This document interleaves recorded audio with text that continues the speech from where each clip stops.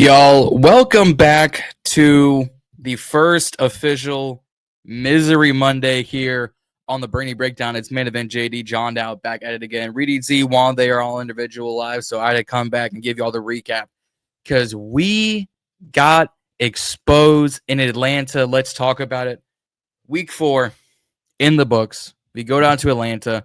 We absolutely lose this game 34-27, and the box score does not do us any justice whatsoever. And as Cam Ward said, we keeping a buck right now. We ass. So that's how exactly I feel about this defense. They gave up so many big plays. It is absolutely it just boggles my mind how this game went about, because we were down 10-0 to pretty much start the game. Michael Penix, Kyle Pitts, Bijan Robinson, Drake London, they did anything and everything they could to expose and beat and burn our defense. Let me just start with this. I said this last night, or I said this earlier today with the Ballin In Burgundy podcast. Shout out to Nick and Justin. The Marshawn Lattimore experience, I think, needs to be cut expeditiously. Because here are the stats of the first 4 games per Ryan Fowler. 20 catches allowed. Let's make this easier. 20 catches allowed. 11 catches. 173 yards. 9 first down. 6 penalties. 3 15-yard plus completions, including penalty and a half last night. I said, oh, this man getting cooked. This man getting burnt. This man don't know how to tackle. But here's the problem with me saying this. Who do we have left on this roster that can fill in for cornerback 1? Amos, for all things considered, looks good for a rookie, but he has his moments. Mikey is not playing his natural position on the outside. He keeps playing on the inside.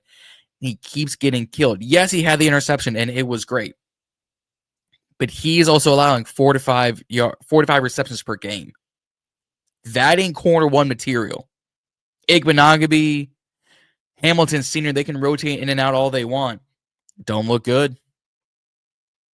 Don't look great. Defensive line could not get to Michael Penix to save their life. Frankie Louvu had the 1 sack, but that was it. What is Bobby Wagner doing covering a wheel route on Bijan Robinson? The only reason why Bijan didn't have like 3 touchdowns that day, or 2 to begin with, is because Jeremy Reeves hawked him down from the other side of the field to get him down inside the 5. But it didn't matter. Did not matter. Wagner was doing coverage. Armstrong was in coverage. Preston Smith was inactive. Oh, by the way, Javonte Jean-Baptiste is now out for a few months because of a torn pec he got in this game. So there's that. Prayers up to you, JJB. This defense needs to change because we are less than 7 days out. We play Monday afternoon, 4:25 against the Chargers. Yes, they lost to the Giants. Herbert's been playing like an MVP. Marion Hampton looks like an absolute dog. Trey Harris, Quentin Johnston, Keenan Allen, Ladd McConkey. Who covering them? You gonna put Louvu or Wagner covering Omarion Hampton on the outside? You're going to put Lattimore on Keenan Allen? I'd like to see that. You're going to put Amos or Mikey on Quentin Johnson? I'd like to see that. You're going to put Igbenogany on Ladd McConkey? I'd like to see that. This pass rush trying to get to Justin Herbert, even though they're down Joe Alt, their offensive line is still really good. I'd like to see that. This team needs to change. I don't know if Joe Witt needs to give up play calling duties. I don't know if Dan needs to take over. I don't know if we got to fire some coaches, hire some talent, trade for a piece or two. I don't know what we need to do to turn this defense around, because there was a statistic earlier today on Twitter, and I will pull it up and try and put it on the screen. Just give me a second, folks. That highlights the ineptitude, the epitome of what is absolutely piss poor about this team. Just give me a second so I can find this. Here we go. Here we go. I'll just share my screen this way.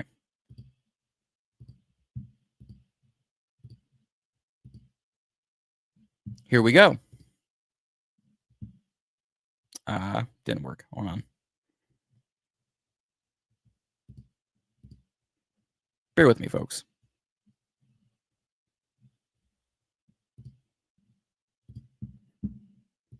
Wait, pull this up.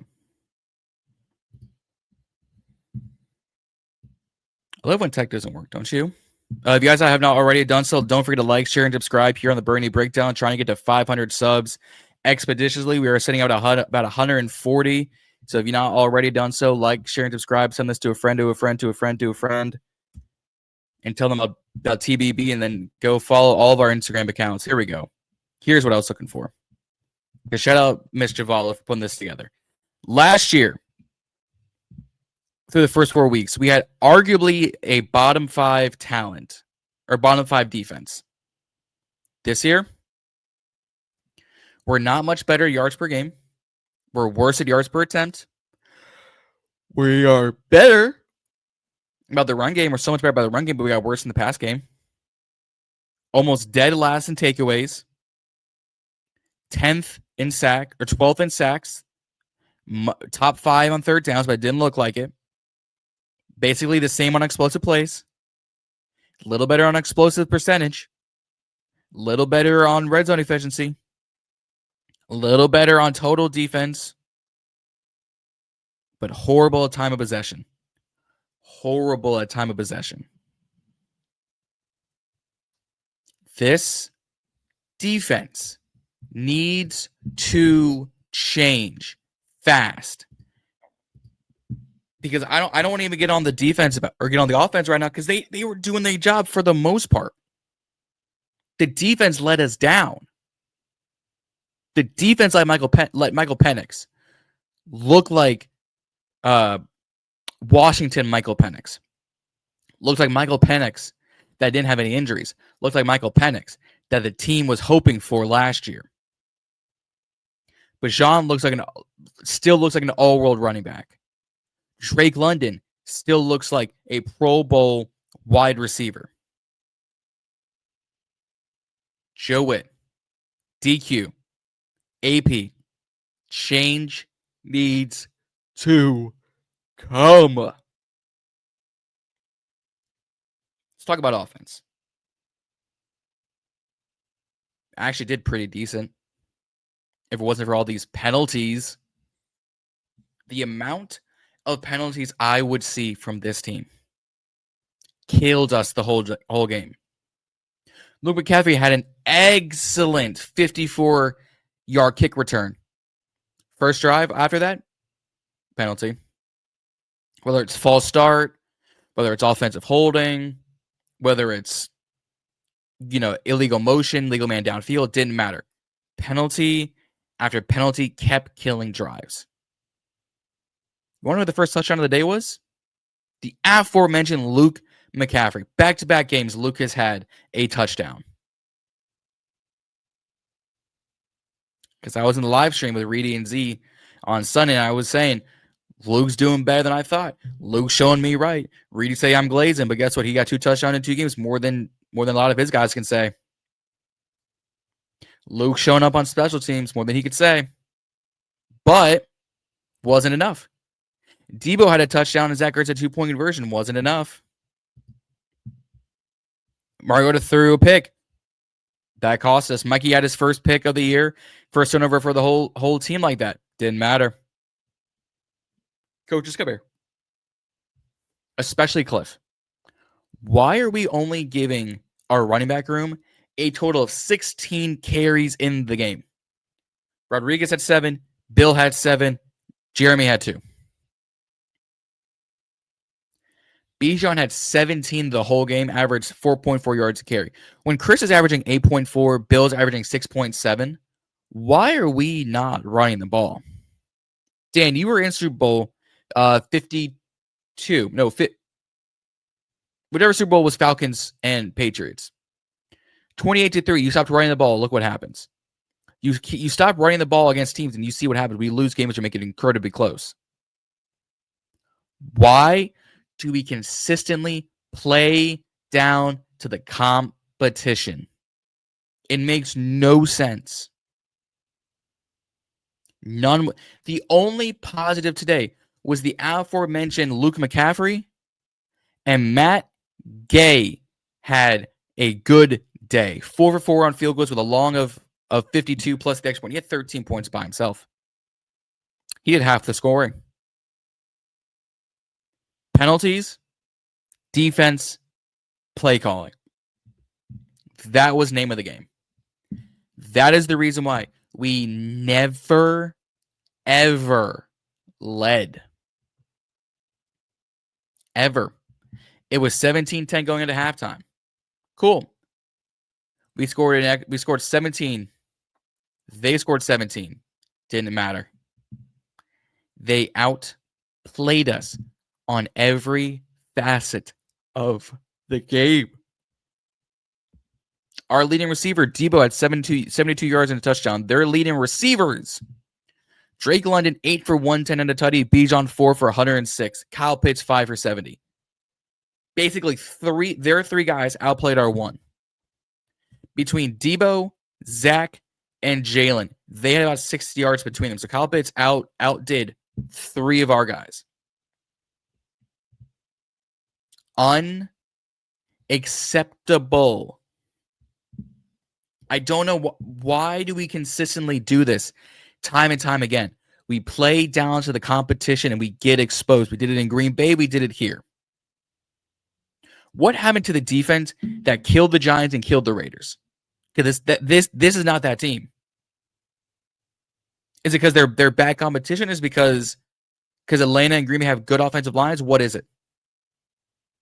Because I can't tell with this team. They're so wishy-washy, so 50-50, so flip of a coin. You can't determine which team you're going to get. And we need the team that played well weeks 1 and 3. Because if we get the teams that played weeks 2 and 4, we're getting killed by Herbo. This game was only looked at as at a 5 to 10 point difference. Felt like the Packers game. We were down early and we couldn't dig ourselves out of these holes. Couldn't do it. So I don't know what needs to change. Defensive play calling. Cliff needs to get more cute with the more creative with the play calls. I don't know what needs to happen. But we need to find ways to get creatively, defensively, and offensively, because you do not need Bobby Wagner's old ass in coverage. You don't need Dorrance Armstrong to be the only guy to get pressure on the quarterback. You can't afford to have Marshawn cut them up, because if Keenan Allen, Ladd, or Quinn gets behind Marshawn, it's over. Secondary with Darnell Savage and Quan Martin and Jeremy Reeves, they looked fine, but they were also missing tackles. Defensive line was missing tackles. Von Miller got shook off a tackle by Bijan. This defense needs to get a hard look in the mirror and say, how do we get better? Because right now, I'm not optimistic about this team getting better. I am afraid this team might get worse. And Jaden's supposed to come back next week. Keyword supposed to. Terry looks like he's doing pretty well for himself. But if Jaden comes back and this is the team that we give him, we lose next week. If this is the team that looks like the offensive line did okay, but the defense doesn't do what the defense is supposed to do, we're getting killed next week. Keenan Allen might have a 150-yard game. Ladd McConkey might have a 150-yard game. Marion Hampton might have 150 yards on the ground, 2 touchdowns.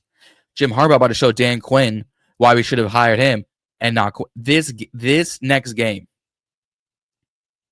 is going to tell a lot. But you guys are 2-2. You guys are doing fine. You haven't hit the gauntlet yet. But guys, you're gonna get Jaden Terry back, no problem. It doesn't matter. Does not matter. If this is the way we keep playing, we are not going to have a good season. we're going to have that middle of the pack draft pick like we keep having around 15, 16. We need to find ways to get better. We need to find playmakers on defense. We need to find ways for receivers to get open on offense. We need to find ways for defensive line to get not only turnovers, but sacks. You can hear the silence I'm making. The silence tells the story. DQ's press conference earlier today, you could tell he sounded upset. I could go on. I could go on a rant right now, but I'm not going to because I got to save this energy for Wednesday night. Y'all know what time it is. Wednesday nights, 9:45, 9:50-ish. Burgundy Breakdown. Myself, Reedie Zee, Juan Gotti talking sports. The whole crew. Wednesday is going to be an absolute show. Wednesday is going to be a very telling on how the rest of us feel. But if you have not already, don't forget to like, share, and subscribe here on the Burgundy Breakdown. Like I said, road to 500 subscribers. We're currently sitting at 140. Make sure to tell a friend, about TBB, Instagram, TikTok, Twitter, all at the Burgundy Breakdown. WSH is also down here in the buzzer. It's also here in the description and all sorts of things. Let's head into this week. Let's get better. Let's get healthy. Let's get aggressive. Because we need to do better. Y'all get him on here. Change on three. Change on three. 1, 2, 3. Change. Let's raise hail. I will see y'all on Wednesday. I'm out.